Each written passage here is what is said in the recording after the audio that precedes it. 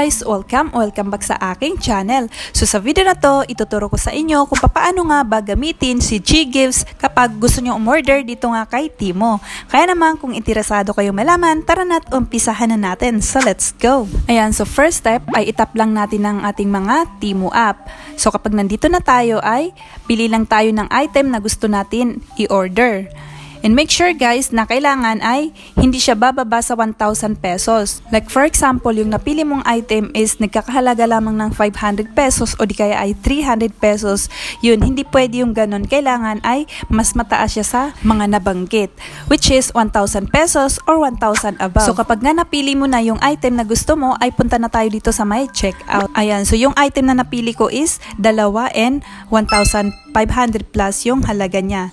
Ayan, so ganyan guys. So, ngayon, pag okay ka na dyan, ay click mo na itong submit. Tapos, ay mapupunta na tayo dito sa ating payment method. So, dito sa payment method ay piliin nga lang natin itong GCash. And then dito sa GCash, kung mapapansin nyo, may nakalagay dyan na pay later o di kaya via GCash GGives. So pagkapindot nga natin yan ay mariredirect na tayo sa ating mga GCash app. And then dito sa GCash app ay lalagay nga lang natin ang ating mga password or ang yung ating PIN. Tapos ay dito na tayo ngayon mapupunta. So kung mapapansin nyo guys, yung laman lang ng GCash ko ay 800 plus at ang kailangan kong bayaran is 1,500.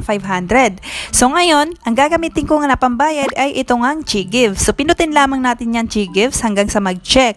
So kapag napindot na natin yan, ay ganito naman yung lalabas. So dito, nakalagay dito, select an installment plan. So dito, pipili nga lang tayo dito kung gaano natin siya katagal gustong bayaran. So since nakalagay lang dito is 2 months, ayan na lang din yung pipiliin natin. So kung mapapansin nyo, ayan, per month, ang babayaran mo is nasa 700 plus. So sa next month ay ganun din, 700 plus lang. So dalawang beses mo lang siya huhulugan and 2 months nga lang yung pinaka long term nila, okay? So ngayon, kapag na-check mo na lahat yung details, ay pindutin mo naman itong I agree. Pagka pindot mo niyan, ay pindutin mo na itong pay with GGives. So pagka pindot mo ng pay with GGives ay okay na.